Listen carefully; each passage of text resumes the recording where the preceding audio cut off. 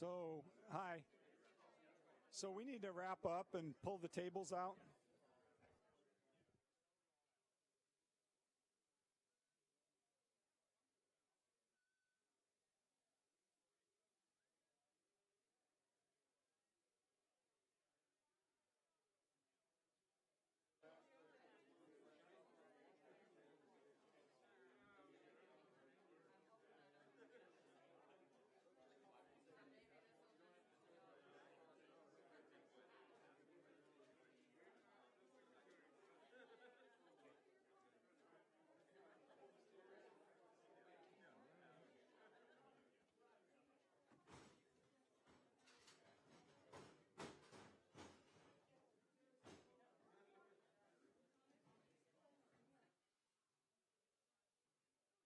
Bigger.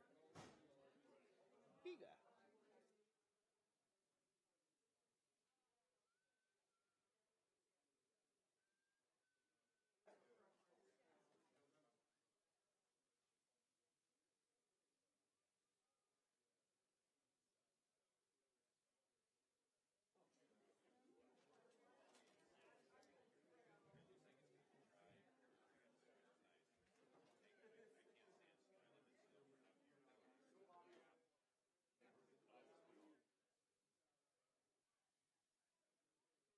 Wait, how do we make this bigger?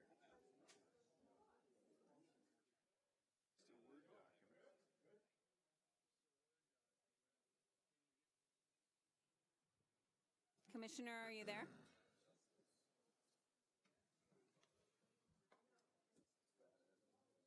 I can't know. Hello, hello, hello. Commissioner, can you hear us?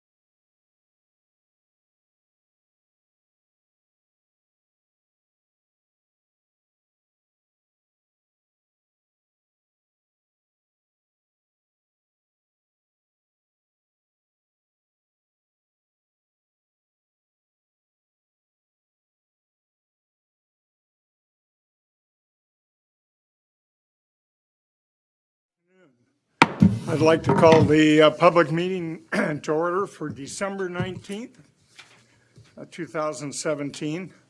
The first item is roll call, but before I do that, I don't know what the staff had in mind, but for this particular meeting, in the 4 years of the history of the port, these are what we get to sign. I have never seen this much material in one meeting, so you're all expected to stay the whole time. Wanted to send you out in style. Well, you certainly did. So, first item is roll call. Commissioner McCauley? I'm here. Commissioner Briscoe? I'm here.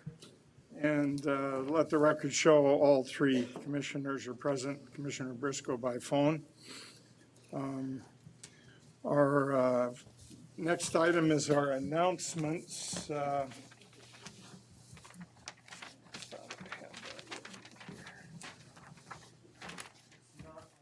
Agenda. I thought I brought the.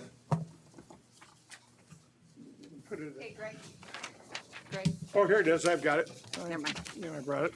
Thanks. It's usually on the bottom of our worksheet here, but, so our advisory committee meetings, the MAC, Marine Advisory Committee, meets here on January 9th at 6 p.m. in this room.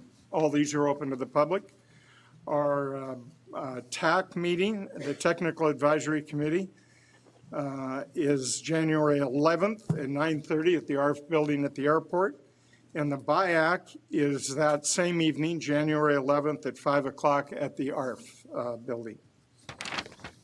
And we're going to do things a little bit different. We're going to have, since the waterfront district is prominent right now, and we had the update today, we're going to have that before we have public comment. We'll have the public comment after we have the presentation.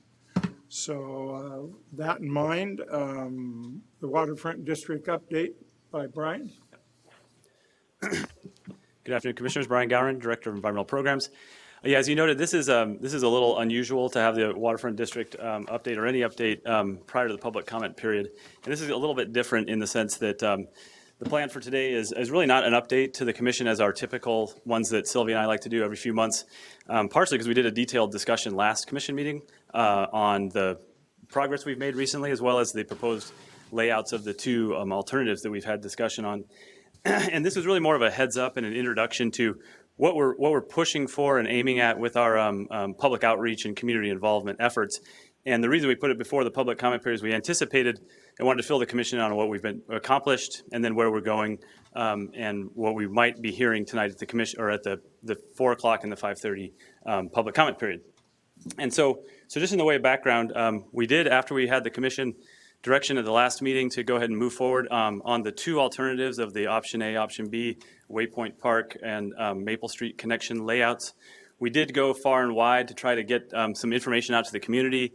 We have been pushing the information out, the maps out.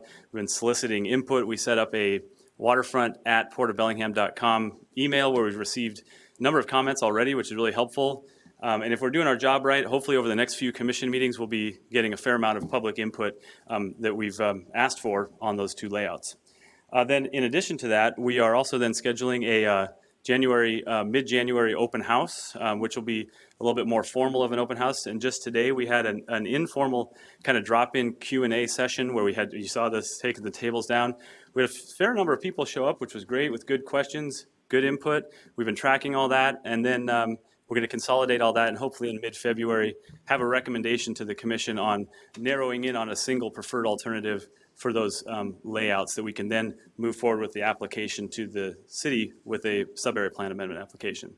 So one thing I did want to go ahead and just for the record state that there is no commission action on the waterfront tonight. There are no decisions that are going to be made on the layouts. We're actually just starting this process of engaging with the public and getting community input. And we really look forward to doing that, and we'll continue to expand that process. So that was really the update. No presentation, no discussion on anything in particular. We really are looking to get community input, track that, and then come back in mid-February or so with a recommendation to the commission. So if you have any questions on that, I'd be happy to expand on what we've done to date and what we're looking to do. Commissioner Briscoe, do you have any comments? No, Commissioner Robbins, I do not. Thank you. Commissioner McCauley? Do not. I don't either. So Okay. Well, great. Well, hopefully we'll get some look good. like two good designs, and glad you're having the public input. Yeah, great. We've heard a lot of good stuff so far. So thanks, Commissioner. Great. Thank you. So our next item is public comment, and it looks like we're having a public comment, and then we're having a public hearing. So is there anyone, we have, looks like 5 people signed up for the public comment now. Is there someone for a public hearing? So the public hearing is on our records management and public access to records, and that'll occur right before the break, I guess, later on the So if agenda. you want to comment on that, you can sign up after the break. So our first person for public comment is Darren Williams. Either one, your choice. I like choices. Hi, Darren Williams. I'd like to make a couple comments about a couple items that are later in the agenda, but I can't be here for the second half, so hopefully you'll accept my comments on those now. The first one is the action approving a lease between the port and Ginkgo Trading. You're going to be acting on that. I'm in support of that. That furthers the port into that business of international trade. We don't really know where that's going yet, but if we don't make these moves and engage these people in a real way, it's hard to start developing that business that will eventually create jobs and more economic stability at the marine terminal. I mean, we've made great moves in that direction. This is just one more small step that we need to continue on in engaging these people. So I support that. The other thing I'd like to say is this is another item. It's the recognition of the two commissioners that will be leaving. Commissioner Robbins, McCully. I'd like to say personally, and I'm also going to speak on behalf of the Longshore local here in town, we've dealt with a lot of commissions. I've been doing it for 38 years off and on, and sometimes it has been good, sometimes it has not been good. I'd like to say that the interaction that we've had with you two has been nothing but good. And I believe that the county and the port and the residents in Whatcom County are better off for the time you've served here. And we appreciate that, your determination to not only just fulfilling sometimes your supporters' viewpoints, but also taking that middle ground on fulfilling everybody's needs as the best you could. And we appreciate that. And thank you for your service. We limit this to 3 minutes, but if you'd like to keep going, you certainly can. We can talk about it tonight. I'm going to let you get on with your pile of business, and I'll save those for the next commission, which they have some large shoes to fill.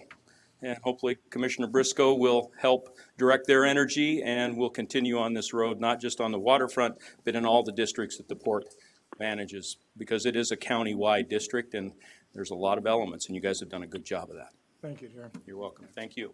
It's certainly my intention, Darren, and thank you. So our next public comment is Carol Jacobson.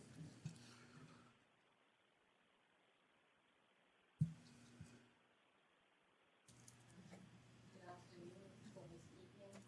I'm Carol Jacobson from the Blue Waterfront Coalition. I don't think I have a microphone. No. Okay. Okay, so it came on perfect timing for you, Commissioner Dan Rollins and Commissioner Mike McCauley, for us at the Blue Green Coalition to thank you for your service here at the port. You've always been available for coffee or last minute meetings or questions or concerns, and we appreciate that. Thank you also, Port, for this afternoon. A lot of questions, we had pages of them, were pretty much answered. And we encourage you to get out lots of advertisements and notices on your mid-January public meeting. And please have it in the evening so that working people can get there. And there was an offer that people would come out and talk to us at the Blue Green Coalition, and we would like to work with you on that too, on the impending changes to the waterfront master plan. Okay, thank you, and happy holidays to you all. Thank you, and same to you. Our next speaker is Betsy Perino. Good evening. My name is Betsy Pernato. I'm also with the Blue Green Waterfront Coalition. I'd like to echo Carol's thoughts. First, I'd like to thank both of the commissioners who are retiring for their years of service. I'd also like to thank the port staff for having an open house today. It was very informative. I would make a suggestion maybe for a little bit better public process. This meeting was only posted it was only posted on the 12th, and so many people's schedules were already filled. It's very hard during the holiday season to come out to a meeting like this. So it would be wonderful if you could schedule the meetings in January, give people more lead time. And I don't know whether it's the Port or the Herald, but it seems like sometimes we don't get very much news about the Port, and some of that may just be the Herald's coverage, but it would be good so that people have more of a sense of what's going on in the waterfront. And I'd like to echo Carol's statement that it would be good to hold some of these meetings in the evening. It's hard for working people to come in the afternoon. So thank you very much. Thank you for your comments. Next speaker is Reese Fowler? Reese Fowler. I'm sorry. Yes, I'm Reese Fowler with Innovate Bellingham. In regards to the waterfront plan, we're excited that there's going to be a public comment period. As the previous speaker mentioned, there's a lot of folks in Bellingham that, in the county, the whole region, that are unaware of what's happening with the waterfront plan. There's not a lot of information. And so getting more information, more public involvement, I think is a very important thing to do. So I appreciate that you guys have that on the agenda, and I look forward to participating in that process. Thank you. Can I use this chance to plug a couple meetings? We got, sure. So we've got 2 commission meetings in January that we're going to take comment on these plans.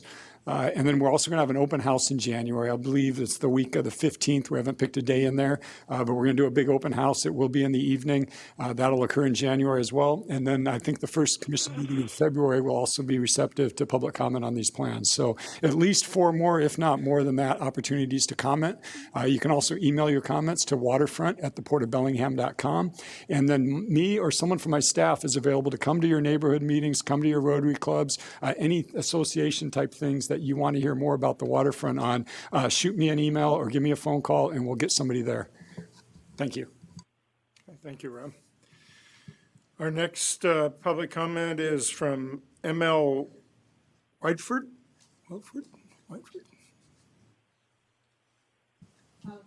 Sure.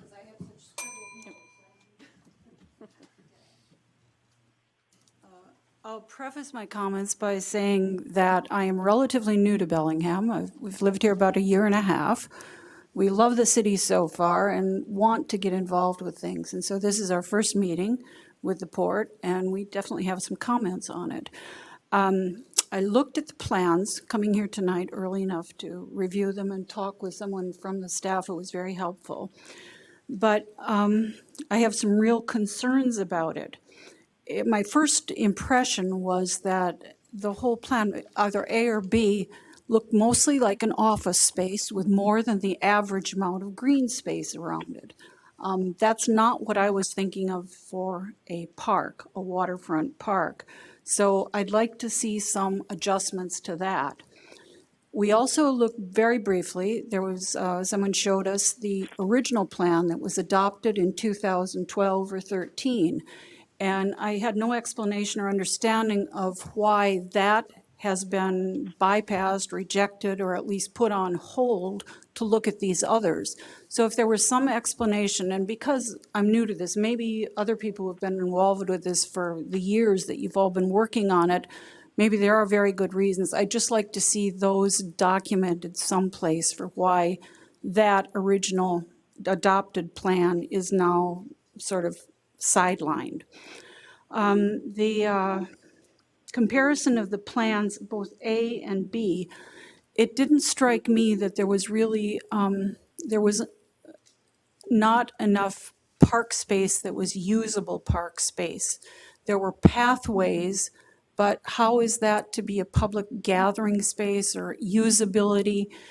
It doesn't seem to have much visual connection to other important parts of the city, whether it's the civic downtown or gathering spaces that are available now, such as the market, Depot Market, where people certainly gather and enjoy and feel a sense of community there. And I didn't get that with just these pathways that run through amid office buildings and whatnot. The other thing was the planned parking. If it's located in only one spot, that may be good for efficiency. I'm not sure it's good for access, for usability for all the different parts of the parks as were shown, these fragmented little segments of green space on plans A and B. One of the most important things that I'd like to know more about is one of the people we were talking with is presenting things said that the port had bought this property for, I believe it was $150 million. Took tremendous dollars to clean it up. And so now it's time to recover some of those funds and do make this a public amenity. I'm wondering what the comparisons are looking at these spaces. If you're going to sell the buildings, and so some of the acreage there, what are the virtues of Plan A, Plan B, or the original plan? What is the recovery? And can it be adequate for your needs, or is there some amount of, profit that you needed to make, perhaps to invest in other projects? So I'd like to see that comparison, because I know the dollars and cents are very important to getting this development done.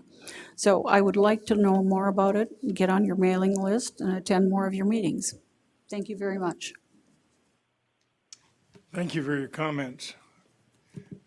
That's everyone who has signed up. Is there anyone who wants to speak that didn't sign up? Yes, sir.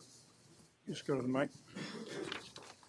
My name is Bob Hayes. I attended the first, what was called visioning meeting for what to do with the Georgia Pacific property at the Mount Baker Theater when Patricia Decker was the director of planning for the city of Bellingham.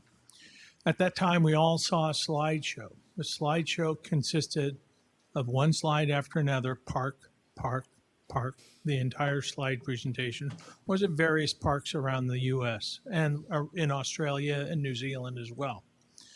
I look at this plan, and it's my understanding that the port is the only governmental entity that has a responsibility to bring business into Bellingham.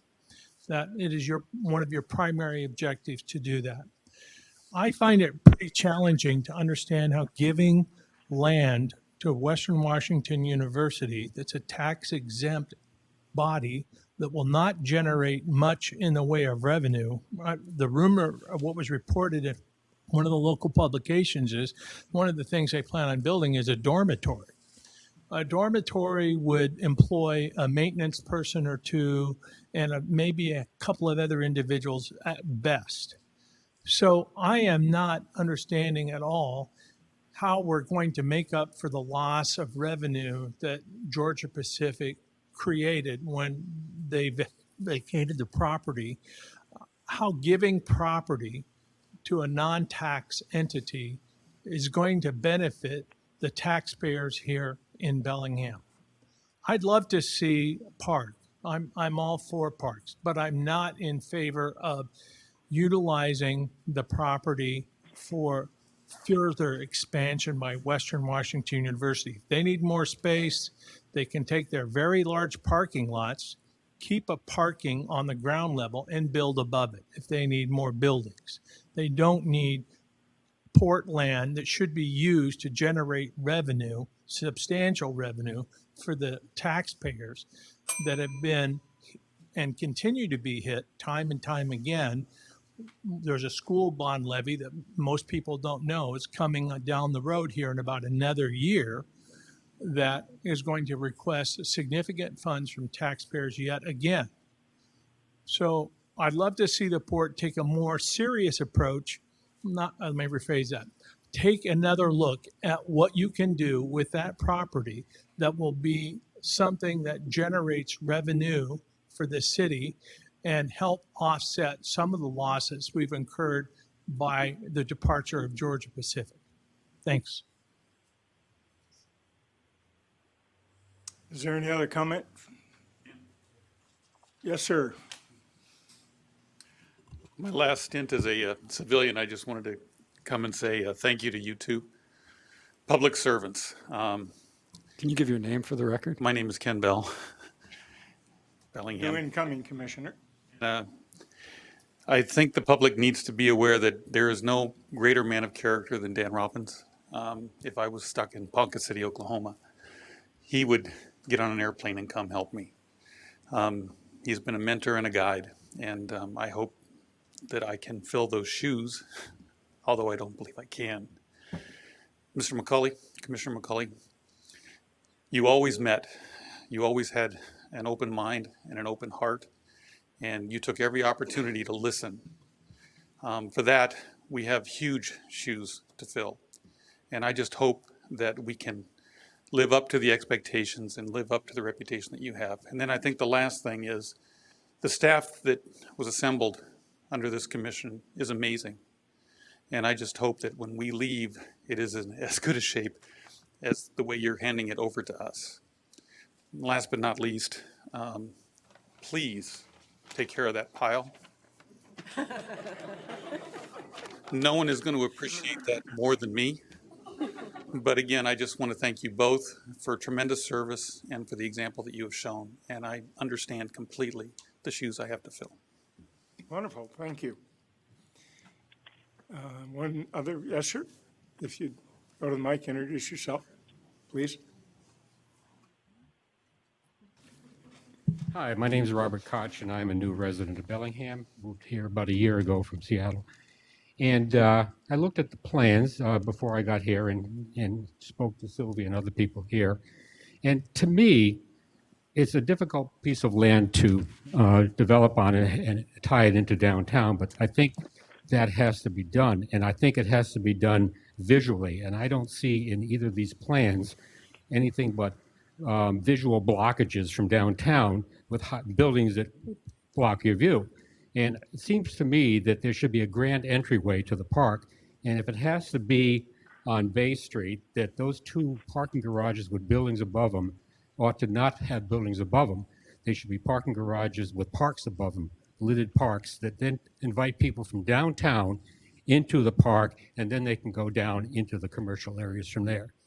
So that's, to me, it's a difficult thing to integrate, but visually, for sure, has to be done. And pedestrian-wise, it's a difficult one because it's not where people tend to walk. And so the visual entryway is important. Thank you for your comments. Is there anyone else that wanted, yes, please?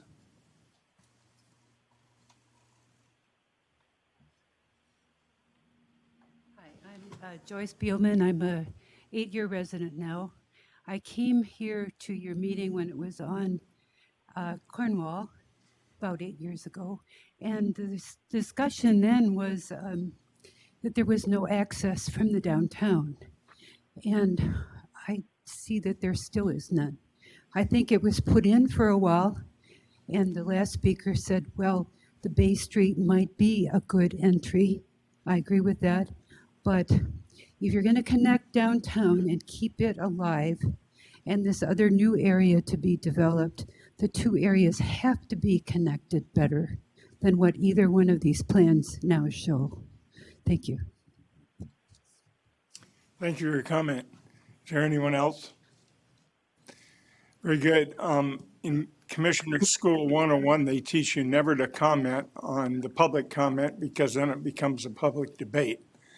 So I don't want to comment and start a public debate, but I do have to just correct two small errors. And once again, before I correct those, I make those statements, I want to thank all of you for being involved in the public process of what goes on here at the port. The port did not pay $150 million for the GP property. We tried to pay $1, but it ended up $10. And so that's how, the only reason I bring it up is because this is how some misinformation comes around. And the other one is we are buying, Western Washington University is purchasing the property from the port. Now, I don't want to get in the public debate and go into all that, but please be involved in those public meetings so we can get your input. And I appreciate you coming to comment today. Commissioner Robbins, if I might interrupt a moment. Sure. Yeah, I'd like to apologize for not being there physically today. I have a situation that doesn't allow me to be there, so I'm calling in from home. And I'd just like to say that Commissioner McCauley looks rather sharp this evening. And thank you. You called in just for that, Bobby? Really? Absolutely. When I saw you on the screen in front of me here, I had to call in. Well, I did say I'd wear a tie one time, so 180 some of these meetings I finally put on a tie. Very good. Just to follow up, as a person who's been on that side and this side, and on this side for the last 8 years, one of the most beneficial things that people can do when they're talking to people like me is to be specific. So I appreciate the comment because about access, because it helped me think of when people say it needs more of X, Y, or Z, give a specific, because generalizations don't help the decision makers. And sometimes it's just the staff that hears something that will key them into tweaking a design, and then it will be better. So my first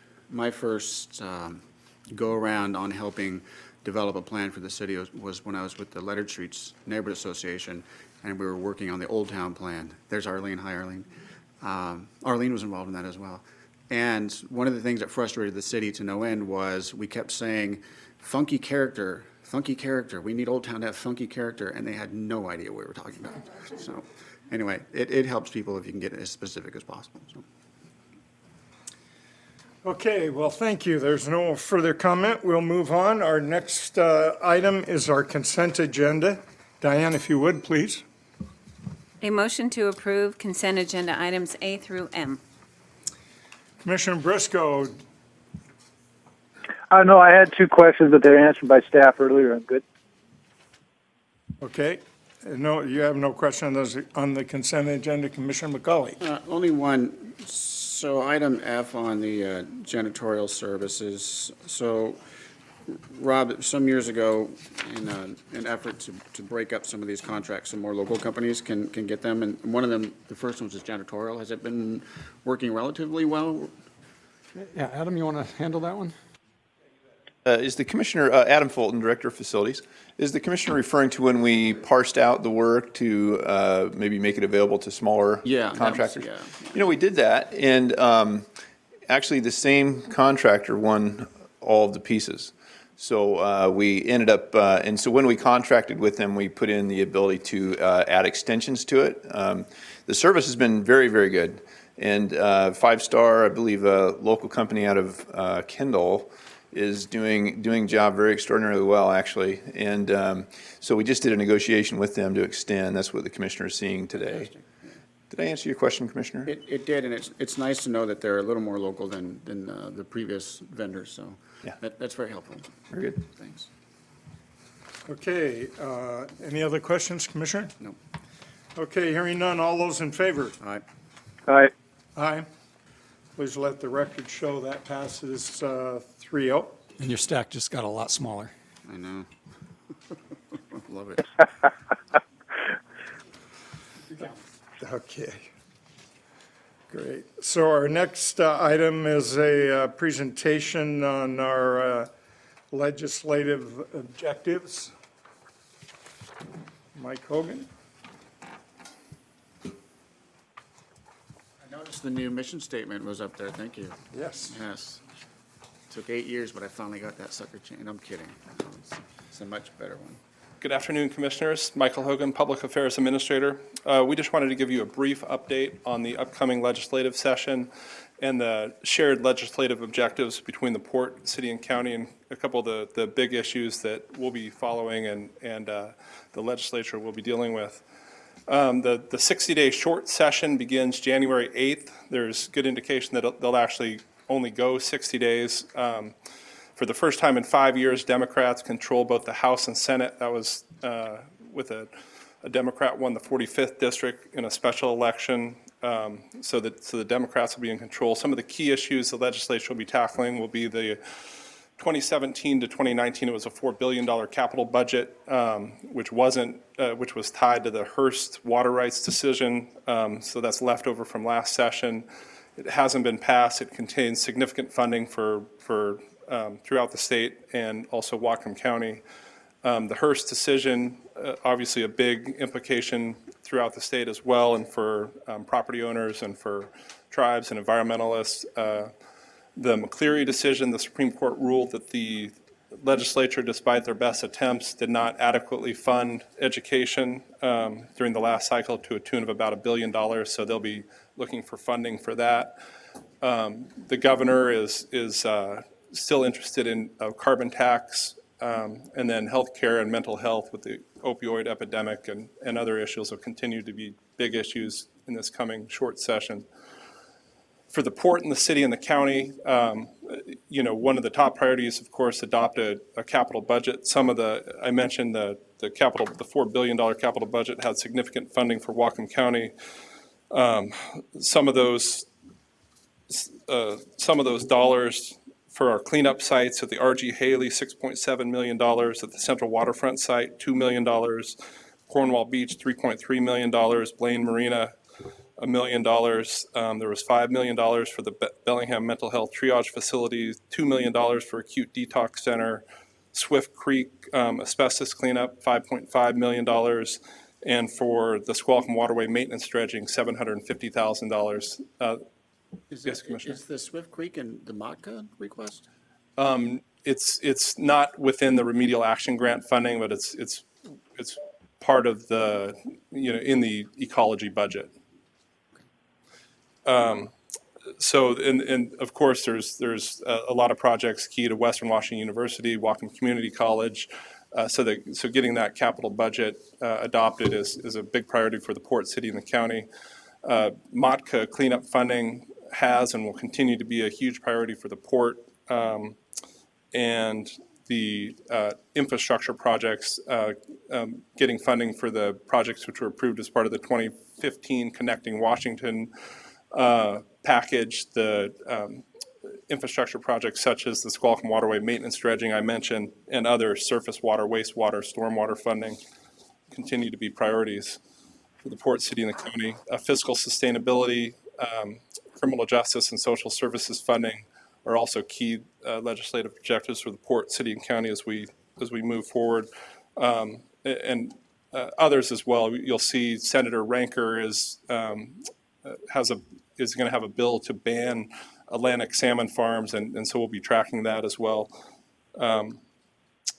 As far as our shared legislative strategy, we continue to have McBride and Associates represent the port, city, and county. It's been a really effective strategy. The members of the 40th and 42nd really appreciate it, and having that partnership is really helpful as we try to get dollars back to Whatcom County and advocate for policies and permit streamlining and other issues that are important to us.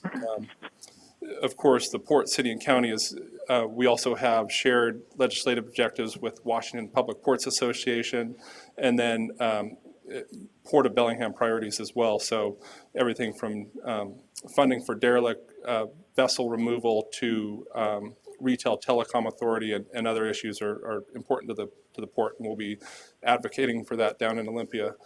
On the federal level, modernizing the passenger facility charge, which hasn't changed since 2000, will continue to be a big priority.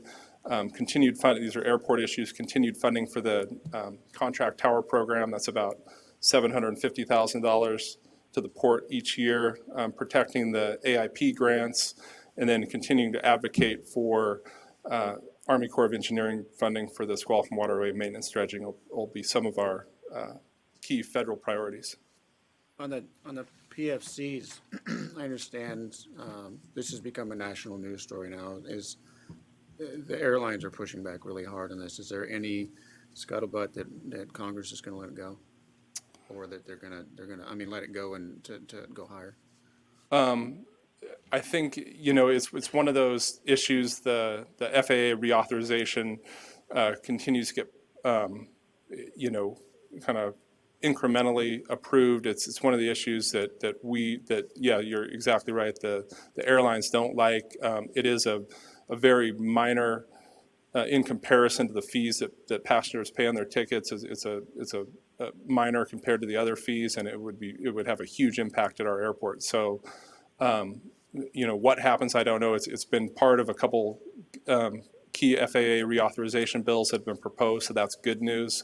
And we'll continue to push for it and show just how important it would be to our airport operations. So that was we just wanted to give a quick preview of the upcoming legislative session. Is there any other questions? Yes, I had one on the Atlantic salmon. I thought the governor just pulled all the permits for that. You were speaking that there was something with that. It's not entirely up to the governor. Yeah, I think. I know that the governor has looked at that. I think they pulled one for the facility in Port Angeles. Oh, so just one of them they pulled it on, not the others yet. Yeah, correct. Oh, okay. And I think Senator Ranker was going to introduce legislation which would ban them in Washington. Thank you for the clarification. Commissioner Briscoe, do you have a question? No, but I believe the Department of Natural Resources is the one that issues those permits. That's folks have to say yea or nay. Okay. One last thing, Mike, do you know if the WPPA is following the net pen authorization or the private hatchery conversation? What I can say about the hatchery I'm not sure about, I haven't heard from the WPPA Legislative Committee on those particular issues. I do know there's a group of interested stakeholders looking at, would there be a way to expand the Whatcom Creek hatchery? And we've been in part of those conversations with the goal of, getting more fish, both for, commercial and recreational interests, and then, maybe having some sort of tourism component. The hatcheries take a long time to permit, and there's some issues to work through, but I think there's a consensus among a lot of stakeholders in this community that what can we do to get more fish would be a good thing. I know that the Commercial Fishing Association and I think the Working Waterfront Coalition, but the CFA more has been really interested in that, so there's definitely support here for it. Terrific. So I would definitely like to see that go forward. Yeah, so we've been working with a couple, Doug Thomas at Bellingham Cold Storage and Trident and a couple of the other commercial fishing interests, as well as WDFW and folks at the BTC talking about that issue. So we'll hopefully gain some traction on that in the years to come. Thank you, Commissioners. Thank you very much. And thank you, again, to echo the comments for your years of service. It's been, I personally had a great time working for both of you gentlemen and appreciate your service. Thank you. Thanks, Mike. So our next item is I need to recess the public meeting, which we'll do at this time, and we'll open the public hearing on the port's policy and procedures for public access and fees associated with copying. So to help with introduction of this, I'll read the motion. Please. And then. Thank you. Motion to approve Resolution Number 1367, establishing the port's policy and procedure for public access to port records and the collection of fees associated with providing copies of port records. Good evening, Commissioners. Marlena Robison, your friendly neighborhood public records officer. The action before you today is the result of several legislative updates that passed over the summer to amend the Washington State Public Records Act. Staff has updated the port's public records policy to include these changes, and I've got several of the more significant changes to update you on. First, there were 2 new exemptions added, and exemptions are umbrella reasons to legally exempt certain records from being disclosed. The first one was for computer and telecom security information, such as passwords, access codes, risk assessments, and security test results that could identify system vulnerabilities. Those are no longer able to be disclosed. And second, GPS data that could be used to determine the private residence of a public employee or volunteer. And examples of those in our area would be port phones that staff use or port vehicles that have GPS data in them. The second significant change is that the port is now able to deny overbroad public records requests and bot requests. Requests that are defined as overbroad are requests for all or substantially all port records. We do not have to answer those anymore. And bot requests are defined as records requests the port reasonably believes were generated by a computer program or script. So requests must be made by a human being. And finally, staff is moving to adopt the Washington State default fee schedule, which allows agencies to charge for electronic records in addition to the charge we already have for hard copy records. You have a copy of the fee schedule in your packet, as well as the new resolution and the updated policy. The adoption of this new fee schedule requires the public hearing, which is why I'm here today. So if you have any questions. Commissioner Briscoe, any questions? No, I do not have any questions. Commissioner McCauley? You sure you're not going to miss all these public record requests? Oh, yes. Okay, excuse me. So with that, it's now time for public comment. Has anyone signed up for public comment? I do not have a sheet in front of me. Is there anyone that wanted to speak that forgot to sign up? Come on, this is fascinating. This is where it all happens, right here. Believe it or not, there was a huge fight over this. Not here, in the legislature. Okay, no one has signed up, and Commissioner McCully and Briscoe have no comments. I have no comments.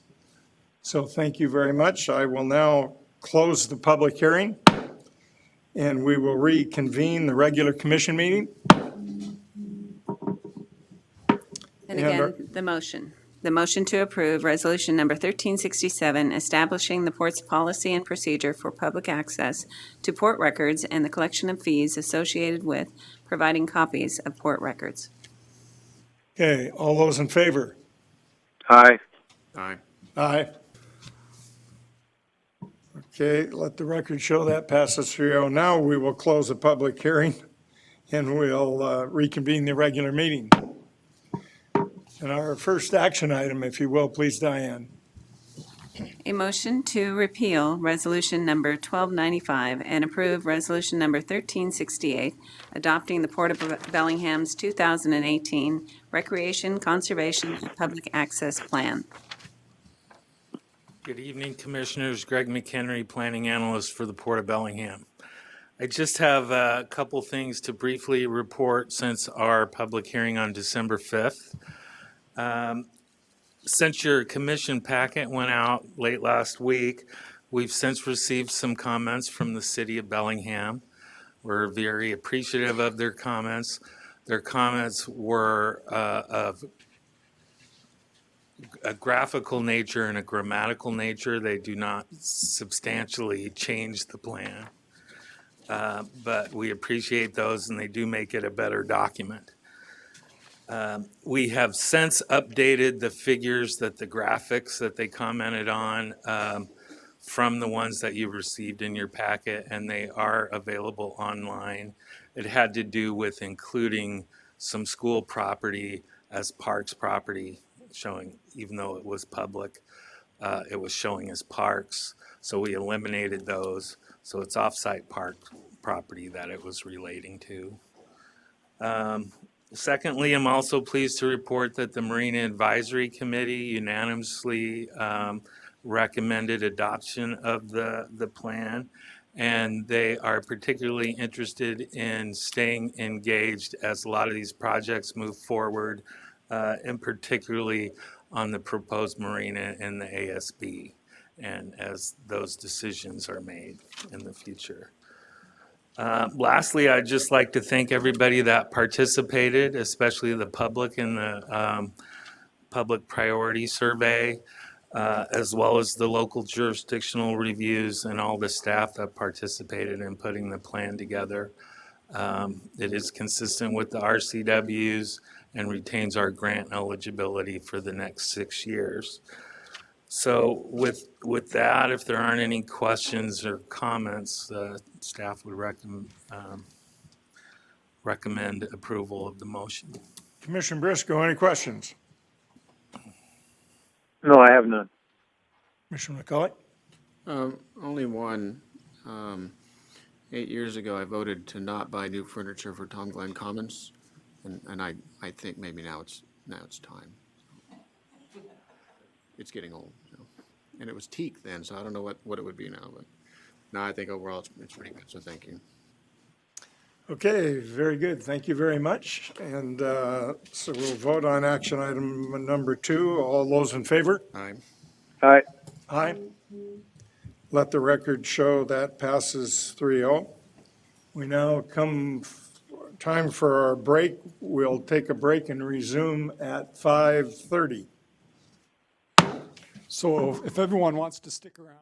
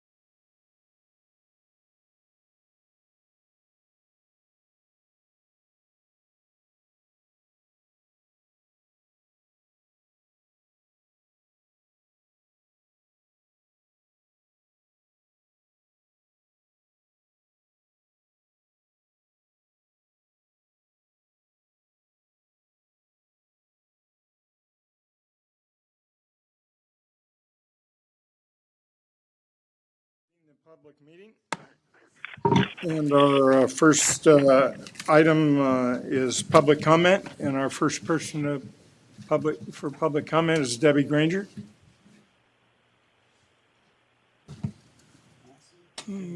Okay. Well, You said SIP was part. well, then then Doug Carlberg. Yep. You're on it, but you're on number 2. Deb intended to make it, but she must not. She'd been delayed. Anyway, my name's Doug Carlberg, and I wanted to come here tonight and take some time to say something about Commissioner McCauley, who's leaving us. I met Mr. McCauley 8 years ago. 9. 9? I know we're getting old, buddy. When he beat me in an election. But I got to know him at that point, and I've had a chance to get to know him over the last 8 years, and he's brought something to the Port of Bellingham that was pretty unique, and he's kind of set a standard for reaching out to people and becoming accessible to a lot of the tenants of the port that we didn't see our commissioners. Mike has this way of coming in with a set of work clothes on that actually he works in and writing his cell phone number on the board. And that was new for the Port of Bellingham. And I wanted to compliment him on what he's brought to the Port of Bellingham. For the marine trades and the commercial fishing industry, our future was not secure at the Port of Bellingham when Mike was elected. And he leaves the Port of Bellingham after 8 years, and I think that our future is secure, and I think that he deserves a lot of the credit for that.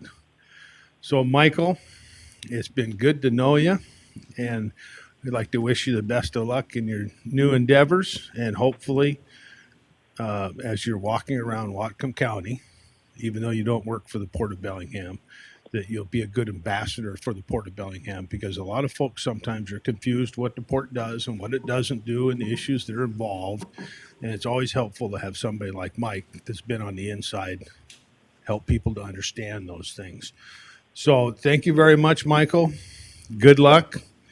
And I didn't know you had a suit.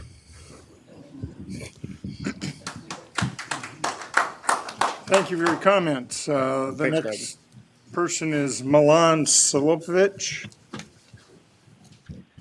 Hi, I'm the Milan Slipčević, president of Commercial Fishermen Association. Come here tonight proud of one of the best port commissioner I ever know. That is Mike McCauley. And that person changed the way of the port of Bellingham and our community, 100%. I followed the politics of the port for over 20 years, on a daily basis. And Mike McCauley helped all commercial fishermen that is involved in our industry, and every single other person in Whatcom County that's connected with the Port of Bellingham. He connect everybody together. He make us feel that we have some value. And before Mike McCauley, we don't feel that way. We feel that we are on a way out of Port of Bellingham, out of the harbor. That means commission that we have before Mike, it's stay with three years without executive director when Jim Darling decided to resign. And every single person in the port that played the director of any department feel like the most important person in the harbor.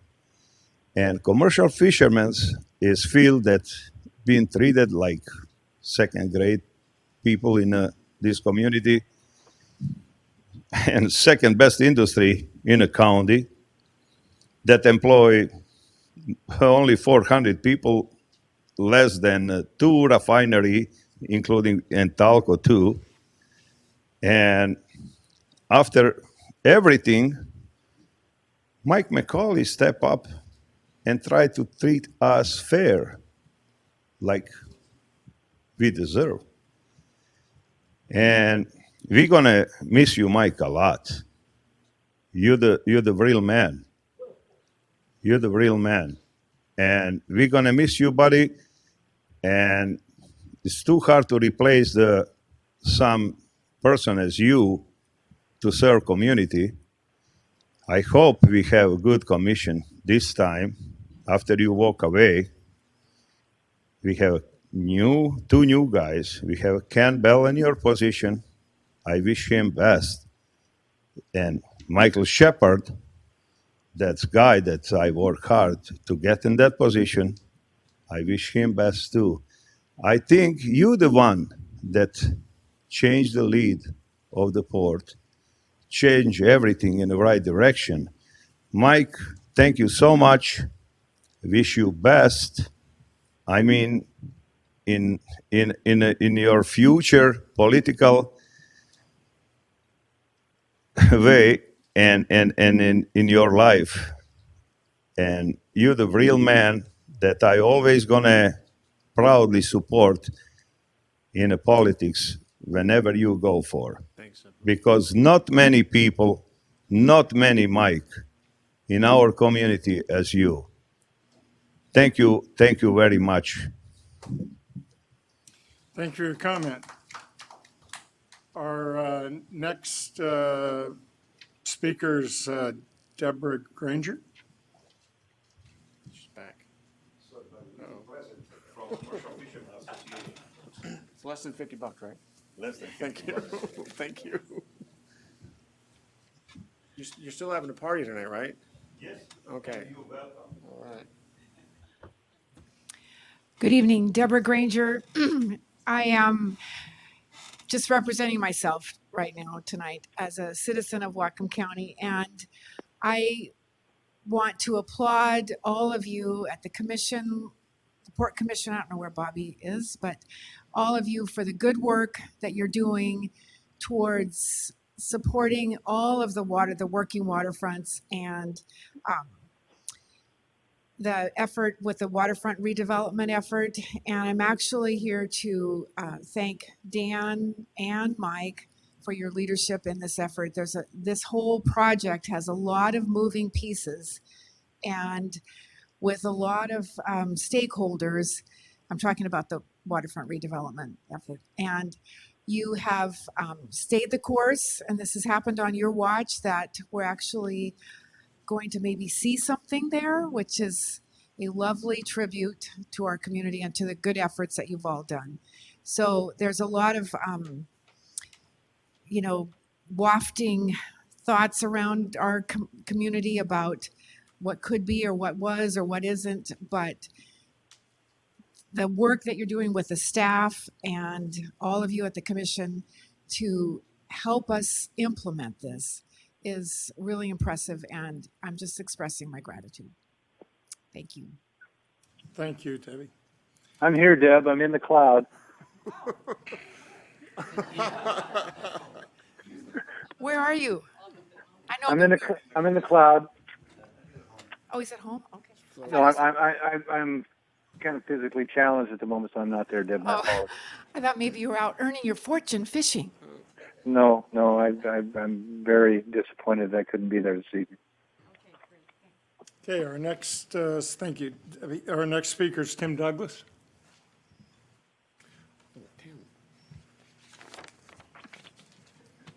Thank you, Commissioners. I can't be nearly as eloquent as the people who preceded me here, but I certainly join them in thanking the current Port Commissioners and looking forward to those new ones coming on board as well as we work forward on the waterfront redevelopment. I did want to express my appreciation, particularly to the staff today, for the public open house that was held here. I found it very informative and beneficial, particularly having larger maps where we could actually see the greater vision that the two proposals are attempting to address. It was a little hard, the Herald and also on your website, those are a little harder to discern exactly what all that's about. But this was very helpful today, and I'm interested in particularly the Bay Street access and also the reconfiguration of the streets that I think makes more sense than where things had gone there for a while. And also to look at the possibilities. I was very taken with the green energy theme that might be worked through with the university and private sector people as we seek job opportunities down in the waterfront area. Also, the work on the part of the university and others to look at the possibility of finally having a really desirable convening center, if not a large conference center, at least a convening center on the waterfront, where we could bring people together and really generate some ideas that will help move our community and our economic well-being forward. So all of those were helpful to see outlined more clearly. I do want to encourage you, because I know there wasn't a huge turnout today, largely probably because of a combination of the weather and also the holiday season. But I want to encourage you to be very active in involving and engaging all of us in the coming couple of months. I know the April deadline is getting closer, but it's so important that the public have an opportunity to be engaged, to understand the ideas that you're talking about, and to have an opportunity for input, because I think this will build the kind of support that we know is absolutely essential if we're going to move anything forward on this waterfront. So thank you for your efforts, and I look forward to being involved in the process. Thank you, Tim, for your comments. Our next speaker is Barry Wenger. Yeah, I'm Barry Wenger, and thanks for having this meeting or hearing tonight. I wasn't aware that there was a workshop. I should be on your listserv, and I didn't see any emails. I see it's on this piece of paper I got here tonight. But just as part of the process, it really would be helpful as much as possible, getting things up on your website earlier, on the agenda earlier, and then making sure we actually had good graphics to be able to speak to. So having said that, I'm glad it's going to be a process that goes through April. I like the direction you're going with the Waypoint Park. I think it's got much better continuity. I think there's a lot of issues here that haven't been worked out, and there's no details on this particular map. You know, it's kind of interesting. We want your input on the whole area down here. So actually, what you're really wanting us to talk about is what park plan do you want? And we should be really looking at the whole thing. And I think we should be looking at the original plan and what was, the whole benefit of having this little postage stamp here was to have the water views out toward the water, not toward the industrial area over across the waterway or a quarter or half a mile away down Cornwall. The real water view from downtown. And so there's no analysis in the third dimension, the heights of these things. Your best views are from Cornwall to Bay Street out toward, the end of toward the ASB, basically. Anyway, it's a start. I'll be giving you lots of comments, of course, because this is a topic I'm very much interested in. I live here. I want to use the waterfront, and I think the town, we need to get this right the first time. So the next couple of months should be interesting. Thank you. Thank you for your comments. The next speaker is Holly Harris. Thank you. Yes, I'm Holly Harris. And I'd like to join all the other voices in saying thank you very much to the very hardworking commission and Rob Fix. This has been a hard thing. I moved here 14 years ago, and I started immediately attending those Waterfront Future Advisory Group meetings, and have had, a tremendous interest in this process all along. And it's sure been a long one. So I think at the top of my list, I'm really pleased to see that there's movement forward. And I would echo what Mr. Wenger said, which is the more the port can improve the public outreach. I remember when the Seattle waterfront was being developed, and they had Adirondack chairs and little kiosks where people could leave comments. And so in the same way, when we opened up our waterfront to the 4th of July a few years back, and people could come down and bond with it and just imagine what it might be someday. I think that's what you need. I think you have a weary public, and to the point of apathy. I would hope and expect that this whole room would be overflowing and spilling out into the street because it's such a big and important topic.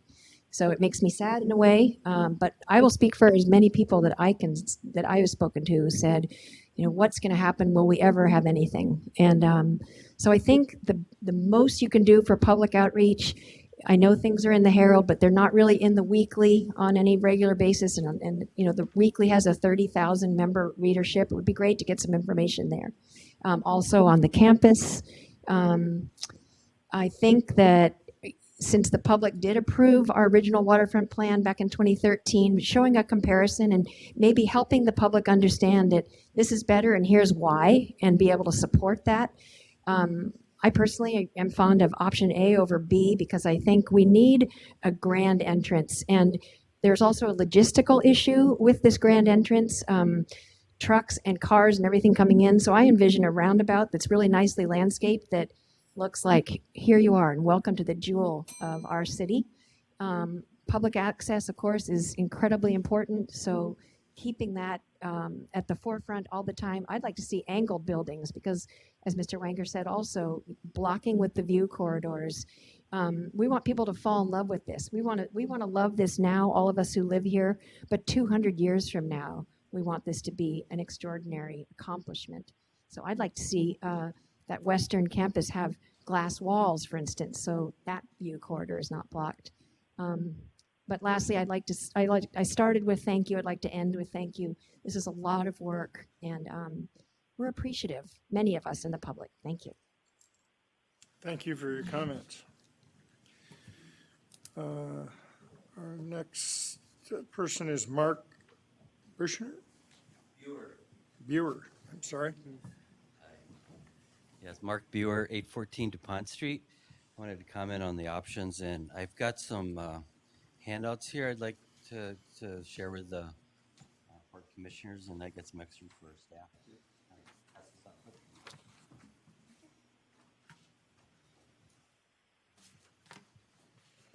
Thanks, Mark.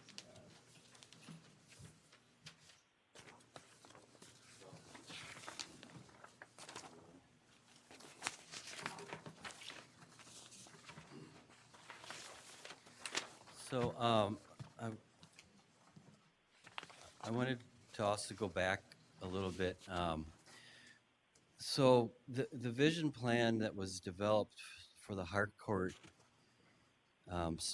proposal that was submitted and then the Harcourt was interviewed was prepared by one of our citizens, John Reed. And prior to, while he was developing that vision plan, and you can see the cover there is his overall connectivity idea of connecting you know, all the way through the city from our waterfront and maritime area over to Fairhaven. And that, as a citizen living here and spending, he told me 8 months kind of developing this proposal and then contacting Harcourt to get them interested in Bellingham, you know, he could see the need for that connectivity. And I think, to me, that was one of the ground points of how he set up the vision plan. The reason I say that is I feel there's a little bit of micromanagement of trying to fit one of these options into the grand scheme of our city. And I think sometimes it's good to step back and look at how what we're doing in the waterfront fits in with that plan and ideas. And I think that vision plan, which is that first cover page there that I shared with you, shows how this has been developed. And one of his themes of that development, especially of that Serpentine Park as it went through the heart of that, was to reflect the heritage of the city, heritage back to the natives that had that area when it was the shoreline, and to kind of conceive a flowing park through there of that organic shape that allowed for bringing back the trees and the cedars and having kind of a way to honor, you know, the native tradition of that. So I think that is just a piece of the background, and out of those kind of themes come the drawings of the streets and where to put the buildings and the layouts of things. And so when I did a little study comparing the Waypoint Park, you can see that's a page 2 there. That was a lot of similarities there to the themes that were developed to make that connectivity through there and to kind of tie in then the waterfront to that kind of design. And so as you look at those two, and then I just kind of laid over the park area and kind of thought that if we take that Waypoint Park and smooth it out a little bit and have a less angularity to it, we could have that serpentine kind of theme that seemed to catch a lot of attention from a lot of people in town, and to bring that into there. And you can see it doesn't take much on that last page to kind of bring that piece of that park through there and bring back kind of that more natural, organic shape to that. And that could fit the themes. The other real quick points I wanted to make, reviewing, there's been a lot of just, I think, understanding from a lot of people in the community that there's going to be a whole lot of sustainability, built into the project. Reviewing the hardcourt contract, there wasn't one word of sustainability in there. So I think some of that needs to be discussed somehow in the future, because I think there is just a general understanding, because the Granary Avenue, which I was on another team for that too, was going to be a living building project, and that was why our team was picked for that. And then even looking at the city's waterfront neighborhood plan, they encourage sustainability, but it is not a requirement. So I think that's probably some of the misunderstanding that some of the community has, because it's just been assumed that there was going to be a lot of sustainability built into the project. And I do think people know that there's actually a benefit to that, and it draws people into those kind of projects that want to see the green and the high quality of the buildings are there. So I just would encourage, as this thing evolves, that, more than just saying we should do something, wherever there's an opportunity to make it more of a mandatory condition, to really help inspire, and make Bellingham waterfront a world-class example. So those are a couple things. Thanks. Thank you for your comment. So is there anyone that didn't sign up that was here to make a comment? Please keep your comments to 3 minutes if you can. We have a full agenda. Thank you. Yeah, thank you for that. I actually wrote them down this time. I guess I didn't realize this was Mike's last meeting and your last meeting. So thank you guys both for your service. I look forward to whatever you guys do in the future. Alex McLean. Oh, Alex McLean. Yeah, I wrote them down this time, and I crossed out any naughty words. So I'm going to stay on track here. The last time I was here was to alert you guys to the colossal menace of mismanagement and abuse represented by Harcourt's lone representative here in Bellingham, Louis Parr. You guys know Louis. I told you how, over the course of only 1 year, virtually every single employee working on the Granary project has quit. They might last a few months, then after some raging tool-tossing blow-up that is directly the result of his corrosive management style, they disappear with tire screeching and middle fingers raised high. I told you about the claims to L&I, the suit underway from the Washington State Human Rights Commission, and the liens for lack of payment for materials, the subcontractors not getting paid for months, and the lack of engineering or architectural drawings, to say nothing of the appalling lack of interest in getting inspections or stamps on any certified plans that might actually exist. You know all this stuff, or you should know it, and you should care about the quality or safety of the jobs of employees on the Granary site and future jobs down there. You should also care if PAR is trying to get stamps on plans not drawn by certified architects or engineers, and you should care if there's insulation in the walls or if the fire escape being shipped from China has WABO certified welds. Getting to the question and comment on these new plans, most people don't know that among the employees down there were also 3 people that Louis hired to do drawings, computer renderings. One of these 3 became so enraged at lack of payment that he quit and posted all the security codes to all the locks on the waterfront on the internet. The other disappeared quickly and quietly, and the third is a young kid who a few years ago was pushing brooms on the construction sites. None of these people, and certainly not PAR, has any engineering degree or planning degree. I know, and you should know, that plans for the streets and buildings and parks were being made in that job shack down there by the Granary. I'd really like to see an overlay of where the existing structural piles are located and where the surveyed toxic sites are. PAR had this information, undoubtedly so does the port. If the entirety of the layout of the building footprints is now being determined by Harcourt's desire to simply reuse those structural piles or to avoid toxic waste sites, then that's not good enough for Bellingham. We deserve better design. I'll thank the Commission in advance for supplying the public with graphic overlays of where exactly the structural piles and toxic sites are located. on the sub-area plan and for explaining to us why there are no view corridors. Thank you guys for your service. Okay, is there anyone else who did not sign up that's here to make a comment? Yeah, hi, Dan. Pete Granger, fisherman and interested party. I just want to thank Dan Robbins and Mike McCauley again. Sustained interest and serving as port commissioners is sometimes a thankless job, and I just want to commend you both. Well served. Thanks, Pete. Thank you for your comments. Is there anyone else that was here for comment that didn't sign up? Okay, very good. We will then move on to our action item number 3, if you could, Diane. A motion to approve the harbor land lease between the Port of Bellingham and Ginkgo Trading LLC for approximately 26,500 square feet of property, approximately 0.6 acres, located adjacent to 1001 F Street, Bellingham, Washington. Good evening, Commissioners. Chris Clark, Marine Terminals Business Development Manager. We've presented for your approval a 3-month harbor land lease between the port and Ginkgo Trading for a small parcel adjacent to 1001 F Street. Now, Ginkgo Trading will use this land to store pulp logs sourced from Whatcom and Skagit counties. They want to test the viability of their supply contracts, which is why they need such a small parcel for this limited time period. Subject to the success of the test, Ginkgo has expressed interest in leasing a larger parcel close to the Bellingham shipping terminal where they would ship pulp logs and export the end product with the expectation of 3 vessel calls a year. So while in the short term, their goal is to test the supply, the long-term goal is to hire local labor and utilize the Bellingham shipping terminal.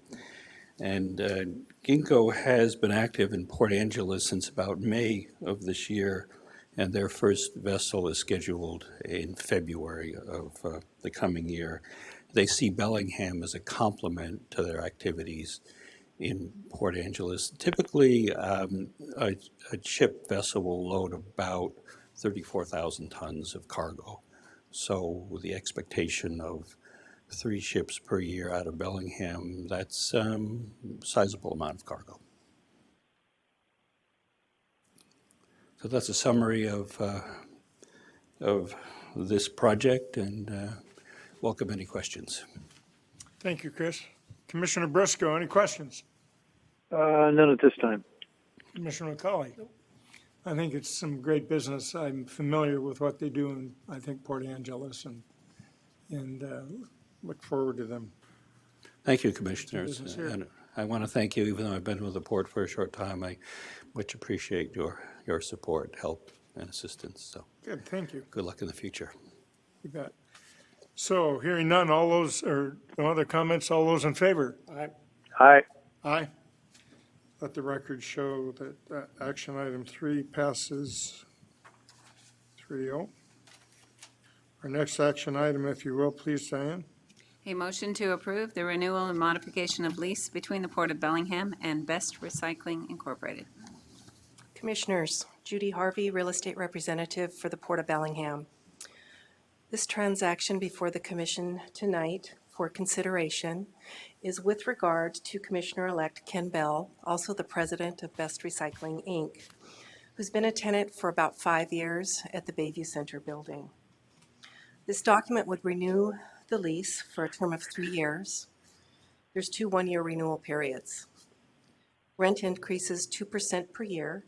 It meets the rental revenue standards and is one of the highest at our Bellwether properties, with only 2 tenants paying higher rents. The value of this rent is fairly and accurately assessed based upon current market conditions, the location, and the view corridor. Staff recommends approval of this transaction, and if there's any questions. Commissioner Briscoe? No, I have no question. Commissioner McCauley? I have none. Thank you very much for the presentation. Hearing none, all those in favor? Aye. All those opposed? And there's one abstention. I'm going to abstain only because I think it's a great lease, but I campaigned pretty hard for Ken Bell, and I've never abstained here in my 4 years, and I think this would be an appropriate time to do it. So let the record show 2 yes and 1 abstention. So, action item number 5, if you will, please stand. A motion to approve the commercial lease between the Port of Bellingham and Leahy DDS PLLC at the Bayview Center Building, Suite 112 and 114, containing 1,765 square feet. This new commercial lease is for 5 years. There's 2 5-year renewal periods. It meets the rental revenue standards. Andrew Leahy, DDS, he practices general dentistry, but his passion is for cosmetic dentistry, and he's very excited about coming to the Bayview Center Building. Tracy Carpenter, the managing broker of Pacific Continental Realty, was key in bringing this tenant to us, and there is a 3% broker compensation fee. Staff recommends approval of this transaction. Any questions? Any questions, Commissioner McCauley? Judy, in the past, the broker fee has been higher than 3%, and it's drawn my attention. This time, it's only 3%, and I don't know who recommended that, but I would like to say thank you for doing that, because and my point being that I think we've gone as high as 5% because the port staff can't take a fee, and that was all given to the brokers. I had a problem with it in the past, and it's nice to see that it's at 3%, so thank you. Commissioner Briscoe? I have none. Okay, thank you, Judy. Hearing none, all those in favor? Aye. Aye. Aye. Thank you. Action item number 6, please, if you will, Diane. A motion to approve the harbor land lease between the Port of Bellingham and Patsy A. Radishith, Kenneth J. Quinn, and Alan R. Shabaya, a Washington partnership doing business as Harbor Enterprises. Harbor Enterprises is located on the corner of Bellwether Way and Roeder Avenue. For context, previously known commonly as Red Marine, long-term tenant on port-owned properties for over 50 years. This new harbor land lease, a ground lease, is for a term of 5 years with 2 5-year renewal periods. In 2016, LFS purchased the assets of Red Marine and subleases from Harbor Enterprises. LFS is also a long-term tenant on port properties for over 50 years. Harbor Enterprises owns the building on the leased premises and is required to perform certain building refresh improvements as described on Exhibit E of the lease. These plans are to be presented to the port for review and approval within 90 days of execution of the lease, to commence construction of these improvements within 120 days of execution of this lease, and to be substantially complete within 1 year of the date of execution date of this lease. Staff recommends approval of this transaction. Any questions? Any questions, Commissioner McCauley? I have none. Commissioner Briscoe? I have none. I have none. So hearing none, all those in favor? Aye. Aye. Aye. Thank you. Thank you, Judy. And see, our next item is item number 7. Okay. A motion to approve commercial leases between the Port of Bellingham and the following 5 businesses for premises located at 801 Roeder Avenue, Bellingham, Washington. NWDP Inc., doing business as Northwest Diesel Power. Number 2, END Corporation, doing business as Shipshape Professional Yacht Care.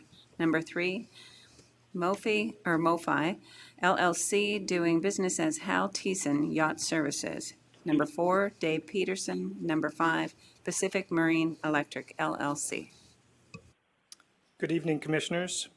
I'm Brady Scott, Real Estate Representative with the Port. The Port of Bellingham exercised its right to purchase the 801 Roeder Avenue property from the City of Bellingham and acquired it in July of this year. The acquisition of the property was subject to 5 short-term leases with the tenants. These tenants were listed here in the motion. The Port has negotiated new leases with these tenants to replace the city lease agreements. The term of 4 of these 5 leases are for initial 2-year term each with 2-year renewal options, except for Pacific Marine Electric, who opted for an initial 1-year term with a 1-year and 2-year renewal options. The uses authorized under these leases are for various marine trade-related activities, all of which are considered water-reliant commercial marine uses under the port policy. These uses include diesel engine repair, boat sales, yacht care, metal fabrication, marine electrical services, and other general marine services. The leases provide for the port to perform some specific maintenance and repair items to bring the buildings up to standards. And outside the leases, the port has approved a 2018 capital budget item to undertake further improvements to these properties at 801 Roeder Avenue. The total rent for the 801 Roeder across all 5 leases collectively is $70,000 per year. Again, these rents are consistent with the port's water-reliant commercial marine policy. Given the purchase price of the Roeder property, the capital improvement investment, and the annual rent, the rate of the return on the property will be approximately 8.2%. And with that, the staff recommends approval of these transactions. Thank you. Thank you. Any questions, Commissioner McCauley? No. Commissioner Briscoe? Nope. I have none. Hearing none. All those in favor? Aye. Aye. Aye. Thank you very much, Brady. Let the record show that passes 3-0. So we're on to other business. Commissioner Briscoe, do you have any other business? Well, not port business, but I would like to say to both my fellow commissioners, it's been a privilege to sit at this bench with both of you. I learned a lot from both of you, and the public has definitely benefited from your time served. So thank you very much. Thanks, Bobby. Thanks, Bobby. Commissioner McCauley. 2 items. I would like to ask Rob to carry this forward to the new commission, and I would ask Ken, since you're here. I had a meeting yesterday with the Washington Woodland Co-op, which I've mentioned in the past is very interested in working with the port on a project in the east end of the county, which we put money in the budget for next year. They would like to present some ideas that they've got. We spoke about properties in Kendall. They think it's a perfect location for them. One of the people that was involved in getting that land into sort of an industrial use in the county's comp plan was in the meeting with me yesterday, and is very excited to see us do something and help the folks out there. So they've asked that, and I've asked them if they can put together a 30-minute presentation for some of their ideas for the January 16th meeting, and so they'll share it with the new commission, and hopefully they'll be able to find a good partnership there. Very interested in doing a public-private partnership. They did mention a number of acres that they would like to see, 5 to 10 acres, and they want to start slow, build it organically, and help the folks out there develop their woodland properties, get their products in the market. So if we could get that on the January 16th agenda, that'd be fantastic. And then also, and this, it's not for people in this room, but it's something that's frustrated me for a number of years, is that when people talk about the waterfronts, and this kind of relates to my point about being specific, but when people talk about the waterfront, we end up having these extremely emotional, drawn-out conversations about 30 acres, which is pretty much all that's really going to get developed in the downtown waterfront. The rest of the waterfront is, it's either being used as designed or it's getting repurposed as intended. And, you know, of the amount of land that this port manages for the people of Whatcom County, this 30 acres, of which about 15 will actually get built on, has an outsized psychological impact on not just the people here, but the community. So earlier today, I said, you know, keep your eyes on the prize, but I will do my part to remind people that, yes, it's an important piece of Bellingham's downtown, and it was a disconnected piece, but it's really just an extension and an expansion of the downtown. So I'll do my part to help remind people that let's not get too hung up on this. Let's, you know, take the steps we need to take and move forward. But it is your frustrations now, because I'm going to sip us for a beer, so thank you. Good, well, thank you. As our, Commissioner Briscoe, you had no comments, is that correct? I have one on Commissioner McCauley's request there. I will I will push forward and convey to my commissioner-elect folks who will be coming on board that we will carry the torch for your project in the East County, and we will make it happen. Thank you. Okay, hearing no other new business, we are adjourned. Thanks, everybody.